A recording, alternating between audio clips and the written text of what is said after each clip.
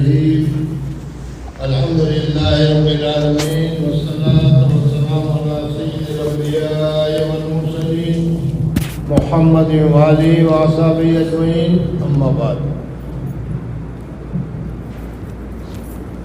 عن عبادة بن صامت رضي الله تعالى عنه أن رسول الله صلى الله عليه وسلم قال يوما وحضرنا رمضان أتاكم رمضان شهر بركة يغشاكم الله فيه فينزل الرحمة ويحط الخطايا ويستجيب فيه الدعاء ينظر الله تعالى إلى تنافسكم فيه ويباهي بكم ملائكة وأروا الله من تنافسكم خيرا فإن الشقي من حرم فيه رحمة الله عز وجل رواہ الطبرانی۔ حضرت عبادہ ابن ثابت رضی اللہ تعالیٰ عنہ کی حدیث ہے۔ حضرت عبادہ کہتے ہیں کہ ایک مرتبہ حضور اقدس صلی اللہ علیہ وسلم نے رمضان کے قریب ارشاد فرمایا کہ رمضان کا مہینہ آ گیا ہے جو بڑی برکت والا ہے، حق تعالیٰ شانہ اس میں تمہاری طرف متوجہ ہوتے ہیں اور اپنی رحمت خاصہ نازل فرماتے ہیں، خطاؤں کو معاف فرماتے ہیں، دعا کو قبول کرتے ہیں، تمہارے تنافس کو دیکھتے ہیں اور ملائکہ سے فخر کرتے ہیں، بس اللہ کو اپنی نیکی دکھلاؤ۔ بد نصیب وہ شخص جو اس مہینے میں بھی اللہ کی رحمت سے محروم رہ جائے۔ حدیث پاک کا ترجمہ آپ حضرات نے سنا۔ حضور اقدس صلی اللہ علیہ وسلم نے اس میں بھی رمضان آنے سے پہلے صحابہ کرام رضوان اللہ تعالیٰ نے مجمعین کو مطلع کیا کہ دیکھو رمضان کا ایک مہینہ ہے وہ آنے والا ہے اور اس رمضان میں یہ برکت ہے، یہ برکت ہے، اس وجہ سے اس رمضان کی برکتوں کو حاصل کرنا۔ اب حضور اقدس صلی اللہ علیہ وسلم نے جو اس میں پہلی بات فرمائی شہر برکت یغشاکم اللہ فیہ، اللہ جل جلالہ وہ تمہاری طرف متوجہ ہوتے ہیں اور اپنی رحمت خاصہ نازل فرماتے ہیں اور خطاؤں کو معاف فرماتے ہیں۔ تین چیزیں اس میں بتائی گئی۔ ایک تو یہ کہ اللہ تبارک و تعالیٰ ہماری طرف متوجہ ہوتے ہیں، اللہ تبارک و تعالیٰ کی رحمت خاصہ ہوتی ہے اور اللہ تبارک و تعالیٰ خطاؤں کو معاف فرماتے ہیں، دعا کو قبول فرماتے ہیں۔ پھر اس کے بعد فرمایا کہ تمہارے تنافس کو دیکھتے ہیں۔ فائدہ، تنافس اس کو کہتے ہیں کہ دوسرے کی حرص میں کام کیا جائے۔ اگر کوئی آدمی کہتا ہے کہ میں اتنا کروں گا، اس کے مقابلے میں کہا کہ تو اتنا کرتا ہے، میں اس سے زیادہ اتنا کروں گا، تیسرا کہتا ہے کہ میں تم دونوں سے زیادہ کروں گا، تو اس کو تنافس کہا جاتا ہے۔ اللہ جل جلالہ و من والہ ہمارا اس رمضان میں تنافس کو دیکھتے ہیں۔ تنافس کا مطلب کیا ہے کہ زیادہ سے زیادہ ایک دوسرے سے چڑھ کر عبادت میں، ایک دوسرے سے آگے بڑھ کر نیکیوں کے کمانے میں آدمی کا توجہ ہونا اور اس کی طرف دھیان دینا۔ تنافس اس کو کہتے ہیں کہ دوسرے کی حص میں کام کیا جائے اور مقابلے پر دوسرے سے بڑھ چڑھ کر کام کیا جائے تو تفاخر اور تقابل والے آئے۔ حضرت شیخ نور اللہ مرکز فرماتے ہیں کہ دنیا میں تفاخر اور تقابل بہت چلتا ہے۔ اس نے گھڑی اچھی پہنی تو اس کے مقابلے میں گھڑی اچھی لاؤں گا، اس نے مکان اچھا بنایا ہے تو میں اس سے اچھا مکان بناؤں گا، اس نے کیا ہے اچھے کپڑے پہنے تو اس سے اچھا کپڑا میں پہنوں گا۔ عامةً دنیا میں لوگوں کے درمیان میں یہ چلتا ہی رہتا ہے۔ حضرت شیخ نور اللہ مرکز فرماتے ہیں کہ جو لوگ ایک دوسرے سے آگے بڑھنے کا، جو لوگ ایک دوسرے سے آگے نکل جانے کا، تنافس کا مقابلہ کرتے رہتے ہیں، ان کو کہو کہ اگر مقابلہ کرنا ہے تو یہ جگہ ہے، یہاں آؤ اور یہاں مقابلہ کرو۔ رمضان میں قرآن پاک کی تلاوت کی طرف، رمضان میں تسبیحات کے پڑھنے کی طرف، اللہ تبارک و تعالیٰ کی عبادت کی طرف یہ تنافس کرو گے تو اس تنافس میں فائدہ ہوگا۔ وہ جو تنافس تمہیں بتایا گیا اس میں تو صرف بڑائی ہے اور کوئی دوسرا فائدہ نہیں۔ اور یہاں تنافس کو اللہ تبارک و تعالیٰ دیکھتے ہیں کہ کون زیادہ محنت کرتا ہے. مکلف دوسرے سے بڑھ چڑھ کر کام کیا جائے، تفاخر اور تقابل والے آئیں اور یہاں اپنے اپنے جوہر دکھلائیں، فخر کی بات نہیں. تحدیث بن نعمت کے طور پر لکھتا ہوں. حضرت شیخ نور اللہ مرکزو آگے لکھتے ہیں کہ میں فخر کے طور پر نہیں لکھتا کہ تمہاری بچیاں یا تمہارے گھر والے کچھ نہیں کرتے اور میرے گھر والے اتنا سارا کرتے ہیں، میں یہ نہیں کہتا، بلکہ اللہ تبارک و تعالیٰ کا فضل ہے، اللہ تبارک و تعالیٰ کا کرم ہے، اللہ تبارک و تعالیٰ کا احسان ہے. اس احسان کو بتلانے کے لیے کہتا ہوں کہ دیکھو اللہ تبارک و تعالیٰ کا کرم ہے کہ مجھ سے تو کچھ نہیں ہوتا لیکن میری بیٹیاں یہ کر رہی ہے. حضرت شیخ اس میں یہ بتاتے ہیں کہ یہ جو دور جس وقت حضرت شیخ لکھ رہے ہیں وہ اس زمانے کا دور ہے جب حضرت کے یہاں خادمائیں اور خدمت کرنے کے لیے نوکر وغیرہ نہیں رکھا جاتا تھا، بلکہ حضرت کی اہلیہ بھی خود کھانا وغیرہ بنایا کرتی تھی، مہمانوں کا بھی وہی کھانا بناتی تھی اور اوروں کا بھی خود بناتی تھی. برتن دھونے کے لیے بھی یہی گھر کی عورتیں ہوتی تھیں، بچیاں ہوتی تھیں، وہی ہوتی تھی. اور ظاہر بات ہے کہ حضرت شیخ کے یہاں تو مہمان بہت کثرت کے ساتھ آتے تھے. تو حضرت فرماتے ہیں تحدیث بن نعمت کے طور پر لکھتا ہوں، اپنی نااہلیت سے خود اگرچہ کچھ نہیں کر سکتا. یہ تو حضرت کی تواضع ہے جو فرمایا کہ مجھ سے کچھ نہیں ہوتا، بلکہ حضرت تو روزانہ کیا ہے ایک ایک قرآن ختم کیا کرتے تھے. نااہلیت سے خود اگرچہ کچھ نہیں کر سکتا مگر اپنے گھرانے کی عورتوں کو دیکھ کر خوش ہوتا ہوں کہ اکثروں کو اس کا اہتمام رہتا ہے کہ دوسرے سے تلاوت میں بڑھ جائے. خانگی کاروبار کے ساتھ 15-20 پارے روزانہ بے تکلف پورے کر لیتی ہے. گھر میں گھر کا سارا کام کرنے کے ساتھ ساتھ نوکر نہیں ہے، خادم نہیں ہے، اور برتن بھی دھونا ہے، جھاڑو بھی دینا ہے، مہمانوں کے لیے کھانا پکانا بھی ہے. ان ساری چیزوں کے ساتھ حضرت فرماتے ہیں کہ میری بچیاں ایک دوسرے سے چڑھ کر 10-15 پارہ پڑھ لیتی. ایک دوسرے سے پوچھتی ہے تم نے آج کتنا پڑھا، آج تم نے کتنا پڑھا؟ کہا میں نے آج 3 پارے پڑھے. کہا کہ کل میں 4 پڑھ کے بتلاؤں گی. تو اس طریقے سے وہ آئندہ کل 4 کے تیاری میں ہو جاتے ہیں. تو اس طریقے سے عبادت میں ہمیں آگے بڑھنے کی کوشش کرنی چاہیے اور عبادت میں آگے بڑھنا چاہیے. حق تعالیٰ شانہ اپنے رحمت سے قبول فرمائے اور زیادتی کی توفیق عطا فرمائے. وَنَبِي سَيِّدِنَا الْخُدْرِي رضی اللہ تعالیٰ عنہ قال قال رسول اللہ صلی اللہ علیہ وسلم ان للہ تبارک و تعالیٰ عتقاء فی کل یوم و لیلۃ یعنی فی رمضان وَأَنَّ لِكُلِّ مُسْلِمٍ فی کل یوم و لیلۃ دعوت مستجابہ. حضرت ابو سعید خدری رضی اللہ تعالیٰ عنہ سے ارشاد ہے، وہ حضور اکرم صلی اللہ علیہ وسلم کا ارشاد نقل کرتے ہیں کہ رمضان المبارک کی ہر شب و روز میں اللہ کے یہاں سے جہنم کے قیدی چھوڑے جاتے ہیں اور ہر مسلمان کے لیے ہر شب و روز میں ایک دعا ضرور قبول ہوتی ہے. بہت سی روایت میں روزہ دار کی دعا قبول ہونا وارد ہوا ہے. بعض روایت میں آتا ہے کہ افطار کے وقت دعا قبول ہوتی ہے، مگر ہم لوگ اس وقت کھانے پر اس طرح گرتے ہیں کہ دعا مانگنے کی تو کہاں فرصت، خود افطار کی دعا بھی یاد نہیں رہتی. حضرت ابو سعید خدری رضی اللہ تعالیٰ عنہ کی حدیث ہے کہ حضور اکرم صلی اللہ علیہ وسلم نے فرمایا ان للہ تبارک و تعالی عتقاء فی کل یوم و لیلۃ، یعنی رمضان میں ہر دن میں اور رات میں اللہ تبارک و تعالی جہنم سے لوگوں کو آزاد کرتے ہیں.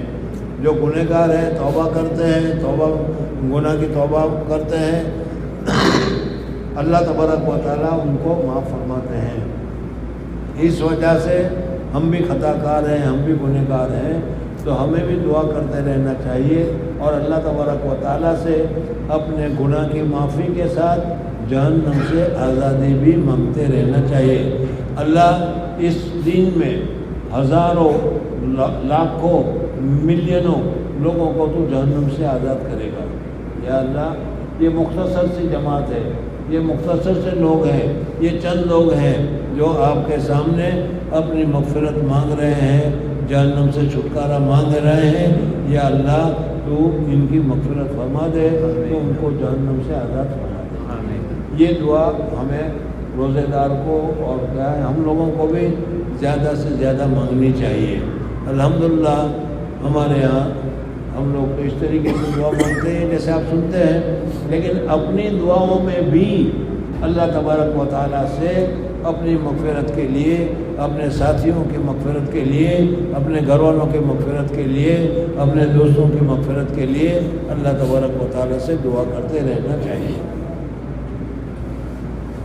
بہت سی روایت میں روزہ دار کی دعا کا قبول ہونا وارد ہوا ہے۔ ایک دوسری بات یہ بھی ہے کہ روزہ دار جو روزہ رکھتا ہے، اللہ جل جلالہ روزے دار کی ضرور ایک دعا قبول فرماتے ہیں، چونکہ اس نے روزہ رکھا ہے، اللہ تبارک و تعالیٰ کا حکم اس نے پورا کیا ہے، اس لیے اعزاز میں اللہ تبارک و تعالیٰ اسے کہتے ہیں کہ روزے دار تو جو دعا کرے گا اللہ تبارک و تعالیٰ اس دعا کو قبول فرمائے گی۔ روزہ دار کی دعا قبول ہونا وارد ہوا ہے۔ بعض روایت میں آیا ہے کہ افطار کے وقت جو دعا کی جاتی ہے اللہ تبارک و تعالیٰ قبول کرتے ہیں،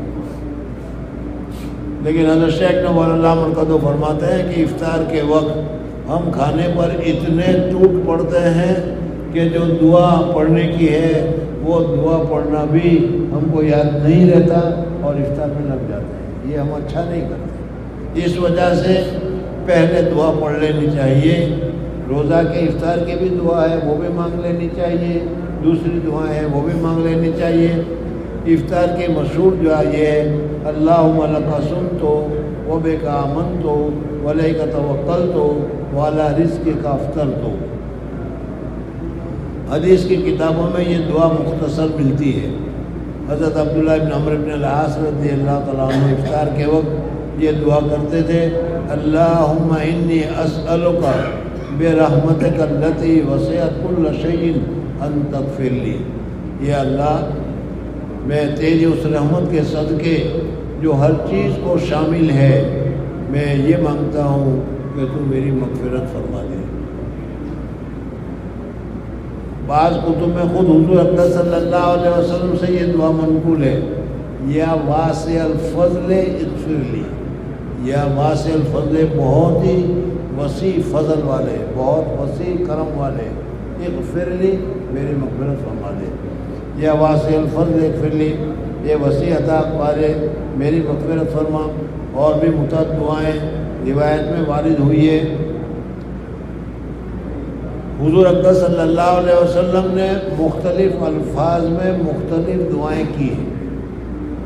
اگر ایک ہی دعا ہوتی اور ایک ہی دعا میں وہی الفاظ ہوتے تو وہی الفاظ پھر دعا میں لازم ہو جاتے، ضروری ہو جاتے، لیکن حضور اقدس صلی اللہ علیہ وسلم نے مختلف دعائیں کی۔ کبھی کچھ دعا کی جیسے ابھی بتایا یا واسع الفضل اغفر لی، یا اللہم انی لک صمت و بک آمنت و علی رزقک افطرت فتقبل منی وغیرہ وغیرہ۔ تو یہ سارے کے سارے مختلف جو الفاظ ہیں، جس کو جو دعا پسند ہو، جو اس کو جو دعا یاد ہو وہ آسانی کے ساتھ ادا کر سکے، اس وجہ سے حدیث کی کتابوں میں یہ دعا مختصر ملتی ہے۔ حضرت عبداللہ بن عمرو بن العاص افطار کے وقت یہ دعا کرتے تھے اللہم انی اسألک برحمتک التی وسعت کل شیء ان تغفر لی۔ یہ اللہ، تیری اس رحمت کے صدقے جو ہر چیز کو شامل ہے، یہ مانگتا ہوں کہ تو میری مغفرت فرما دے۔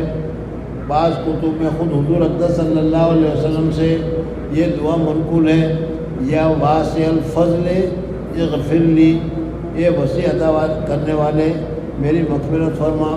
اور بھی متعدد دعائیں روایت میں وارد ہوئی ہے۔ مگر کسی دعا کی تخصیص نہیں۔ دعا میں ہمیشہ یہ یاد رکھیں کہ جس دعا کو پڑھنے کے لیے دل میں جذبہ ہو، دل میں جوش ہو، دل میں تڑپ ہو، اور اس دعا کو اگر تم پڑھو گے اور پڑھتے وقت دل میں وہی جذبہ، وہی جوش، وہی اخلاص اگر ہوگا تو پھر وہ زیادہ قبولیت کی امید ہے۔ اسی وجہ سے مکہ مکرمہ میں جب عمرہ کرنے کے لیے جاتے ہیں، حج کرنے کے لیے جاتے ہیں، طواف کرنے کے لیے جاتے ہیں، تو پہلے چکر کی دعا، دوسرے چکر کی دعا لوگ پڑھتے ہیں، لیکن ہمارے اکابرین ہمیں فرمایا کرتے تھے کہ اس وقت تمہارا دل میں جو جوش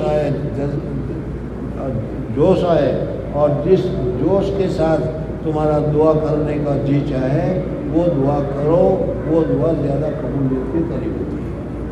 تو اس وجہ سے افطار کے وقت اگر اپنی مغفرت کے لیے دعا کرنا ہے، مغفرت کے لیے دعا کرو، گھر والوں کی مغفرت کے لیے دعا کرنا ہے تو وہ کرو، اور پوری امت کی مغفرت کے لیے دعا مانگنا ہے تو وہ بھی مانگو، اپنے روزے کی قبولیت کی دعا مانگنا ہے تو وہ بھی مانگو، جو جی چاہے تمہارا دل چاہے وہ مانگنا چاہیے۔ بعض کتب میں خود حضور اقدس صلی اللہ علیہ وسلم سے یہ دعا منقول ہے، یا واسع الفضل اغفر لی، یہ وسیع عطا کرنے والے میری مغفرت فرما، اور بھی متعدد دعائیں روایت میں وارد ہوئی ہے، مگر کسی دعا کی تخصیص نہیں۔ احادیث اجابت دعا کا وقت ہے، یہ وقت دعا کے قبولیت کا وقت ہے، اس وجہ سے جو جی چاہے، جو مانگنا چاہو اللہ تبارک و تعالیٰ سے مانگو، جو مانگو گے اللہ تبارک و تعالیٰ عطا فرمائے گا۔ مگر کسی دعا کی تخصیص نہیں، اجابت دعا کا وقت ہے، اپنی اپنی ضرورت کے لیے دعا فرمائیں، یاد آ جائے تو اس سیاہ کار کو بھی شامل فرمانے۔ حضرت شیخ فرماتے ہیں افطار کا وقت تم دعا کرو، اور اس دعا کرتے وقت اگر میری یاد آ جائے، حضرت شیخ فرماتے ہیں، تو میرے لیے بھی دعا کرنا، اللہ تبارک و تعالیٰ ان کے درجات کو بلند فرمائے، اللہ تبارک و تعالیٰ ان کے مسائل جمیلہ کو قبول فرمائے، اللہ تبارک و تعالیٰ ان کے گناہوں کو معاف فرمائے وغیرہ۔ اجابت دعا کا وقت ہے، اپنے اپنی ضرورت کے لیے دعا فرمائیں، یاد آ جائے تو اس سیاحت کو بھی شامل فرمائیں کہ سائلوں اور سائل کا حق ہوتا ہے۔ چشمہ فیض سے اگر ایک اشارہ ہو جائے، لطف ہو آپ کا اور کام ہمارا ہو جائے۔ وعن ابی ہریرہ رضی اللہ تعالیٰ عنہ قال قال رسول اللہ صلی اللہ علیہ وسلم ثلاثۃ لا ترد دعوتهم الصائم حتى يفطر والامام العادل ودعوة المظلوم يرفع الله فوق الغمام ويفتح لها ابواب السماء ويقول الرب وعزتي لانصرنك ولو بعد حين۔ حضرت ابو ہریرہ رضی اللہ تعالیٰ عنہ سے یہ حدیث ہے کہ حضور اقدس صلی اللہ علیہ وسلم نے فرمایا کہ 3 آدمی ایسے ہیں کہ جب وہ دعا کرتے ہیں تو ان کی دعا اللہ تبارک و تعالیٰ رد نہیں کرتا۔ 3 آدمی ہیں، اور 3 آدمی جب بھی دعا کریں گے اللہ جل جلالہ اس کی دعا کو قبول فرمائیں گے۔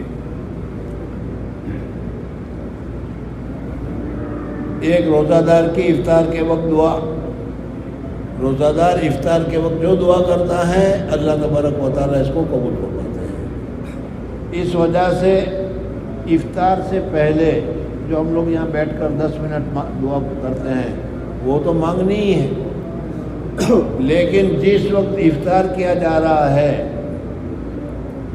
اس وقت جو دعا مانگی جائے گی وہ بھی اللہ تبارک و تعالیٰ بہت قبول فرماتے ہیں۔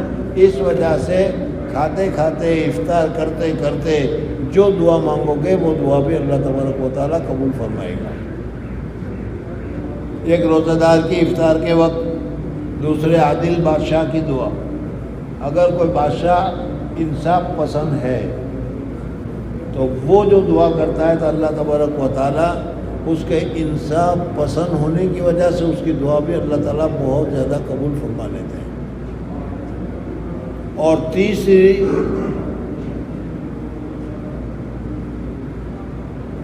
مظلوم کی، جس کو حق تعالیٰ شانہ بادلوں سے اوپر اٹھا لیتے ہیں، کسی کے اوپر بھی ظلم نہیں کرنا چاہیے، کسی کے اوپر بھی ظلم نہیں کرنا چاہیے۔ نوکروں پر ہی ظلم ہو یہ بات نہیں ہے، مرد بیوی پر بھی ظلم کرتا ہے، بیوی مرد کے اوپر بھی ظلم کرتی ہے، بیٹا باپ کے اوپر ظلم کرتا ہے، باپ بیٹے کے اوپر ظلم کرتا ہے، ایک آدمی دوسرے کے اوپر ظلم کرتا ہے۔ ظلم تو عام ہے۔ اگر کوئی آدمی ظلم کرتا ہے تو اس کو اللہ تبارک و تعالیٰ کی پکڑ سے ڈرنا چاہیے۔ بزرگوں نے بھی کہا ہے کہ کفر کے ساتھ تو حکومتیں چلتی ہیں، کفر کے ساتھ یعنی اگر بادشاہ کافر ہو تو اس میں کوئی حرج کی بات نہیں، کافر کی بھی حکومت چلتی ہے، لیکن ظلم کے ساتھ نہیں چلتی۔ اس لیے اگر ظالم حاکم ہو تو یہ ظالم حاکم کی حکومت نہیں چلتی، بہت جلدی ختم ہو جاتی ہے۔ یہ اللہ تبارک و تعالیٰ کے ہاتھ میں ہے کہ کب ختم کرے، لیکن یہاں پر اس حدیث میں یہ بتایا گیا کہ مظلوم، تیسرے مظلوم کی دعا، جس کو حق تعالیٰ شانہ بادلوں سے اوپر اٹھا لیتے ہیں اور آسمان کے دروازے اس کے لیے کھول دیے جاتے ہیں، اور ارشاد ہوتا ہے کہ میں تیری ضرور مدد کروں گا، وہ کسی مسئلے سے کچھ دیر ہو جائے۔ اس وجہ سے ظلم کرنے سے ہمیشہ بچتے رہنا چاہیے۔ اگر ہم نے کسی کے اوپر ظلم کیا اور جس کے اوپر ظلم کیا ہے اس نے اپنی زبان سے کوئی بد دعا نہیں کی،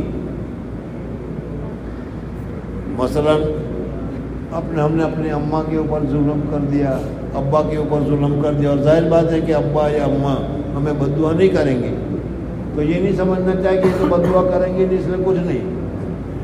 تم نے جس وقت ظلم کیا، اس ظلم کرنے کی وجہ سے ان کے دل کو جو اذیت ہوئی، ان کا دل کو جو تکلیف ہوئی، وہی تکلیف اللہ تبارک و تعالیٰ کے یہاں پہنچ جاتی ہے، اور اس تکلیف کی وجہ سے اللہ تبارک و تعالیٰ ماں باپ کو تکلیف دینے والے کو، چاہے ماں باپ بد دعا نہ کرے تو بھی اللہ تبارک و تعالیٰ کی طرف سے اس کی گرفت ہوتی ہے،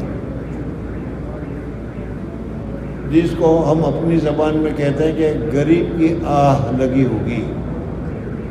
یہ کسی کے اوپر تم نے ظلم کیا اور اس کے دل سے آہ نکلی، وہ آہ اثر کیے بغیر نہیں رہتی۔ مظلوم کے جس کی حق تعالیٰ شانہ بادلوں سے اوپر اٹھا لیتے ہیں اور آسمانوں کے دروازے اس کے لیے کھول دیے جاتے ہیں، اور ارشاد ہوتا ہے کہ میں تیری ضرور مدد کروں گا۔ در منصور میں حضرت عائشہ رضی اللہ تعالیٰ عنہ سے نقل کیا ہے، جب رمضان آتا تھا تو نبی کریم صلی اللہ علیہ وسلم کا رنگ بدل جاتا تھا اور نماز میں اضافہ ہو جاتا تھا اور دعا میں بہت عاجزی فرماتے تھے اور خوف غالب ہو جاتا تھا۔ دوسری روایت میں فرماتے ہیں کہ رمضان کے ختم تک بستر پر تشریف نہیں لاتے تھے۔ حضور اقدس صلی اللہ علیہ وسلم بھی رمضان کے مہینے میں بستر پر تشریف نہیں لاتے تھے، بلکہ کیا ہے زیادہ سے زیادہ مجاہدہ کرتے تھے۔ ایک روایت میں ہے کہ حق تعالیٰ شانہ رمضان میں عرش کے اٹھانے والے فرشتوں کو حکم و فرما دیتے ہیں کہ اپنی اپنی عبادتیں چھوڑ دو اور روزہ داروں کی دعا پر آمین کہا کرو۔ اللہ تبارک و تعالیٰ کے عرش کے اٹھانے والے جو فرشتے ہیں وہ بہت ہی اونچے درجے کے فرشتے ہیں، اور وہ اللہ تبارک و تعالیٰ کا عرش کے اٹھانے کے ساتھ وہ دعا بھی کرتے ہیں، ہماری مغفرت کے لیے بھی دعا کرتے ہیں۔ عرش کے اٹھانے والے فرشتے اللہ جل جلالہ و امن والہ رمضان میں ان فرشتوں کو کہتے ہیں کہ تم اپنا عمل، اپنا کام چھوڑ دو اور روزے دار جو دنیا میں دعا کر رہے ہیں ان کی دعا پر تم آمین کہو. اور جب ظاہر بات ہے کہ عرش کے اٹھانے والے فرشتوں کی آمین ہوگی ہماری دعا پر تو وہ دعا قبولیت کی کتنی زیادہ قریب ہو جائے گی.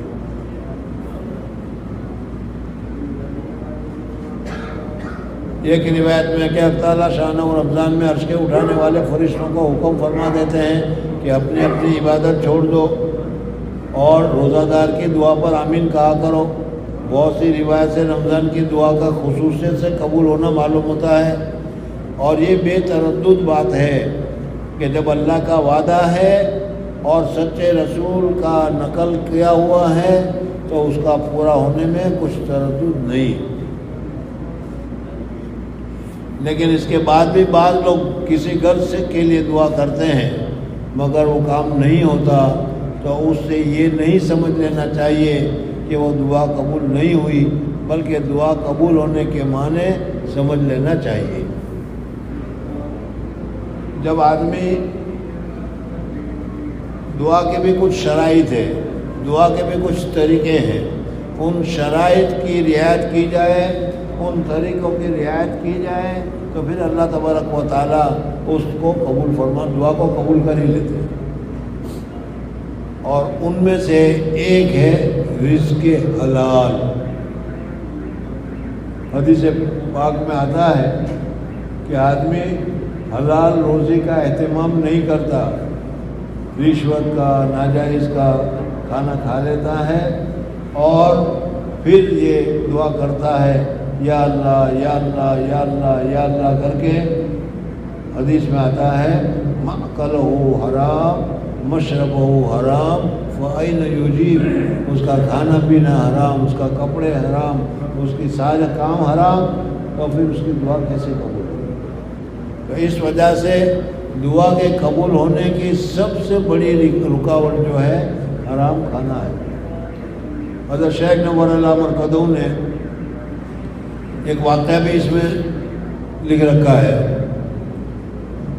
حجاج ابن یوسف یہ بہت بڑا ظالم گزرا ہے.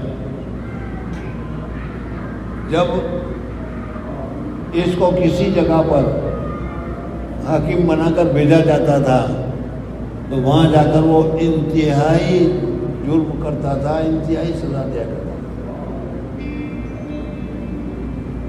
اس وجہ سے علماء کرام یا اس وجہ سے جو جانتے تھے وہ علماء کو بلا کر علماء سے دعا کراتے تھے کہ آپ اللہ تبارک و تعالیٰ سے دعا کرو کہ یہ ظالم ہمارے اوپر مسلط نہ ہو اور یہاں سے چلا جائے. وہ حضرت دعا کرتے تھے اور دعا کرنے کی وجہ سے پھر وہ چلے جاتے تھے.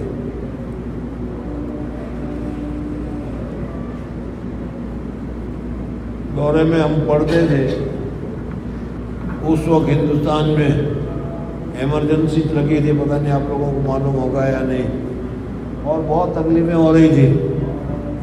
حضرت قاری طیب صاحب اور مولانا اور بھی بہت سارے حضرت شیخ نور اللہ مرقدو کے پاس تشریف لاتے تھے اور کہتے تھے حضرت دعا کرو نے، اور دعا ہوتی تھی. اس کا نتیجہ دیکھ لیا کہ وہ الیکشن میں وہ ہار بھی گئی. خیر، تو یہ دعاؤں کے ذریعے سے ہوتا ہے.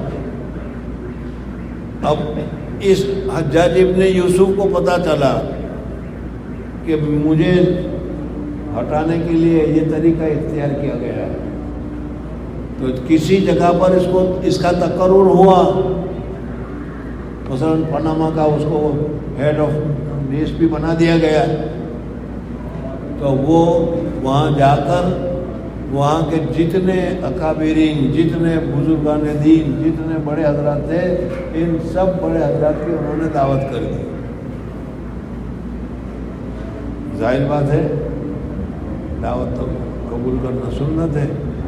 دعوت سب نے قبول کی اور حجاج نے سب کو دعوت میں ناجائز کھانا، حرام کا کھانا کھلایا. اور پھر جب سب دعوت کھا کر فارغ ہو گئے تو پھر کہا کہ میں آپ لوگوں کی بد دعا سے آزاد ہو گیا، اب آپ لوگ دعا کریں گے تو بھی آپ کی دعا قبول ہونے والی نہیں۔ تو بزرگ اور دوستوں، حرام کی کمائی سے، آج ہماری حرام کی کمائی کے لیے تو کیا کیا پوچھنا ہے، رشوت کا ہے تو وہ بغیر رشوت کے کام نہیں چلتا، اور ان کے علاوہ بھی بہت ساری ناجائز چیزیں ہیں، سود ہے، اور اس طریقے سے ان پیسوں کے بغیر کام نہیں چلتا، اور اسی کا کام اسی سے ہم کھاتے پیتے ہیں، اور پھر دعا قبول کیسے ہوگی؟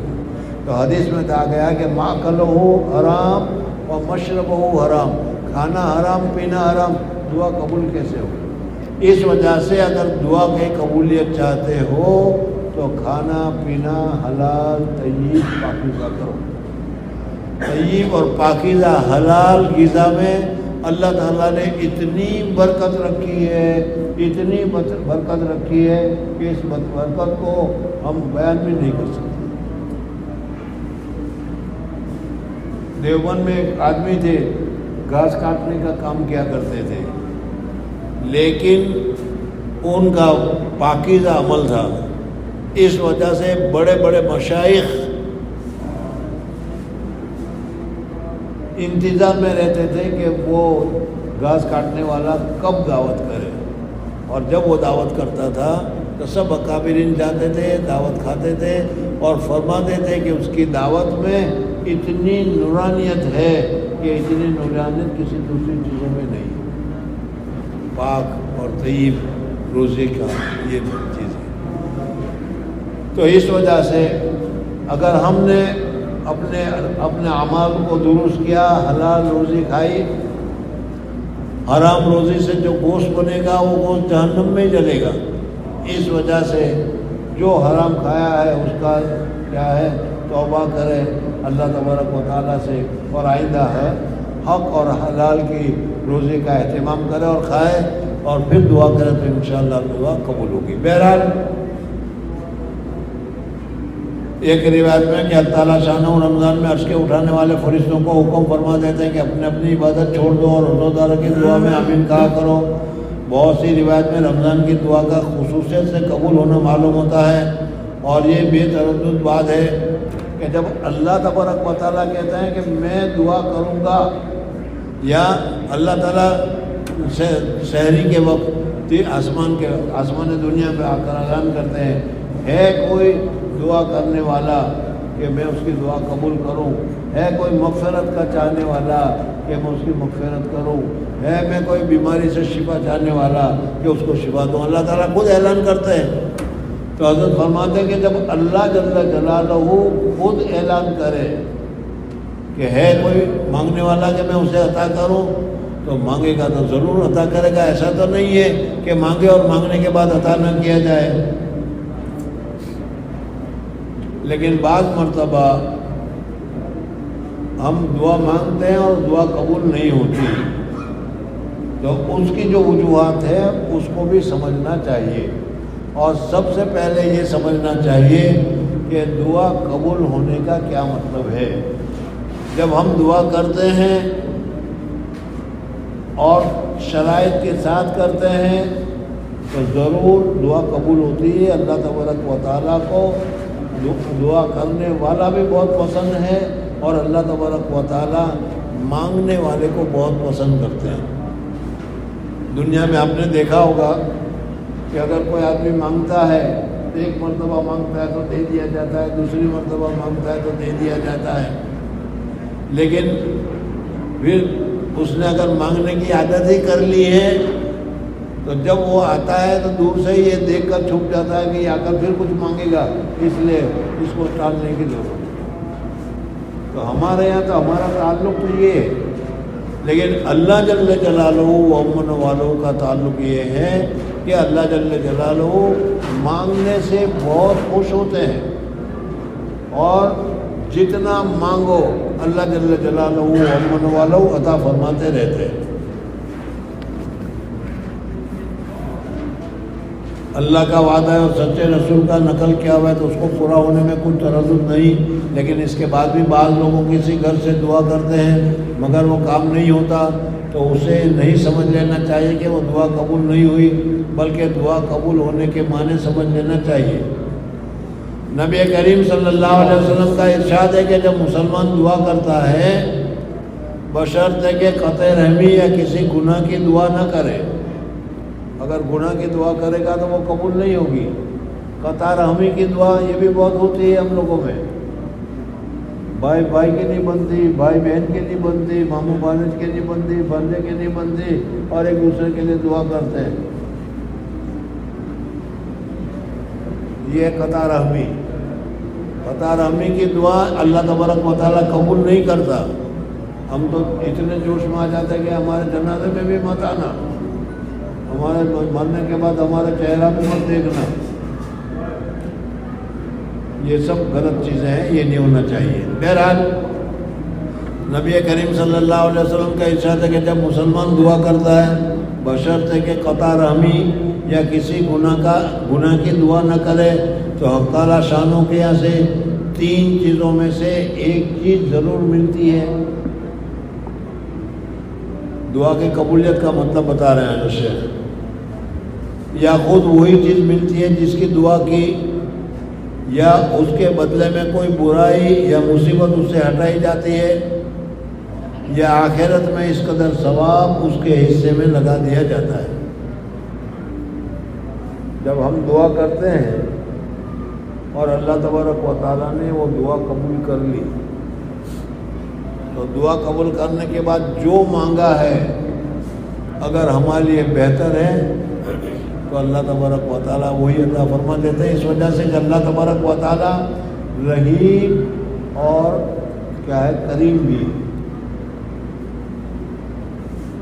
اللہ جل جلالہ و امن والوں ہماری ماں سے بھی زیادہ ہمارے ساتھ شفقت کرنے والے، ماں سے بھی زیادہ ہماری حالت کو دیکھنے والے ہیں۔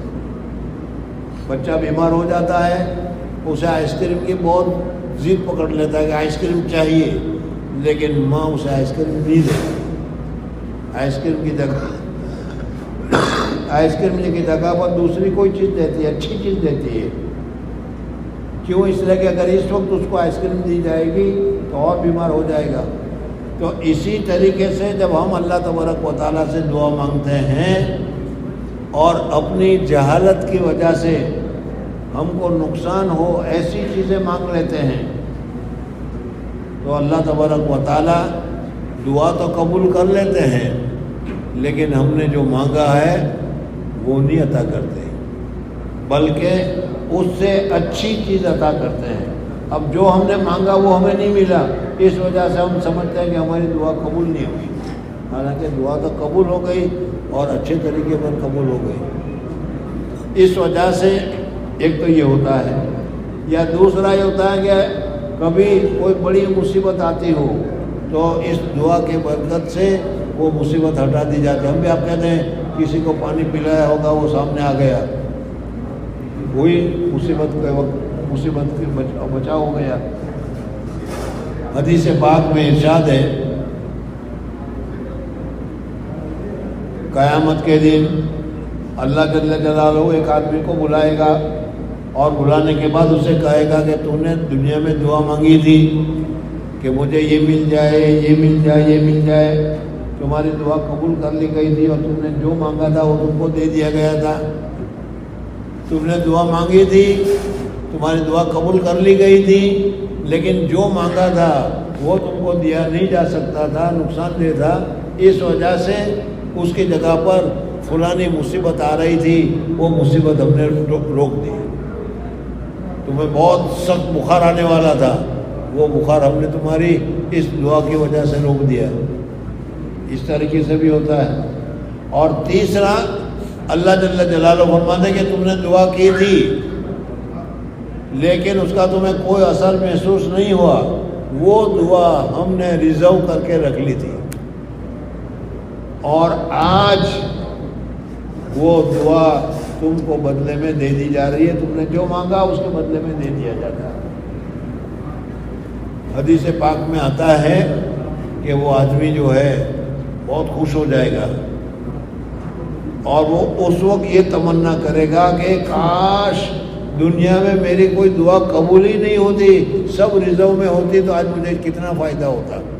اس لیے کہ دنیا میں مل گئی، وہ تھوڑے دنوں میں رہی، پھر ہم چلے گئے یا وہ چلی گئی، ہم مر گئے یا وہ چلی گئی، نعمت تو گئی۔ اور اب جو ملے گی جنت میں وہ ابد الاباد کے لیے ملے گی، ہمیشہ ہمیشہ کے لیے ملے گی، اب کبھی وہ ختم ہونے والی نہیں۔ تو حدیث پاک میں آتا ہے۔ بہرحال دعا اللہ تعالیٰ قبول فرماتے ہیں۔ ہاں یہ کوشش کرو کہ گناہ کی دعا نہ ہو، یہ کوشش کرو کہ حرام کھانا پینا کھا کر دعا نہ مانگے، بلکہ دعا مانگنا چاہیے۔ اور رمضان میں تو اللہ تبارک و تعالیٰ بہت دعا قبول فرماتے ہیں، اور اس میں اپنے لیے، اپنے گھر والوں کے لیے، حدیث میں تو یہ آتا ہے کہ تمہاری جوتے کی رسی ٹوٹ جائے وہ بھی اللہ تبارک و تعالیٰ سے مانگو۔ خرید تو بازار سے لے لیں گے وہ، لیکن پہلے اللہ تبارک و تعالیٰ سے مانگنی چاہیے۔ اس وجہ سے خوب خصوصیت کے ساتھ دعا میں محنت کرنے کی ضرورت ہے، اور رمضان میں خاص کر کے افطار کے وقت بہت ہی زیادہ دعا میں مصروف رہنا چاہیے۔ 10 منٹ کا وقت ابھی باقی ہے، اور یہ 10 منٹ آپ اپنے لیے دعا میں لگائیے، ہمارے لیے بھی دعا مانگیے، اور پھر جب وقت ہو جائے گا تو آپ کو اطلاع کر دی جائے گی، انشاءاللہ افطار میں شریک ہو جائیے۔ سبحان اللہ و بحمدہ، سبحانک اللہم و بحمدک، نشہد ان لا الہ الا انت، نستغفرک و نتوب الیک۔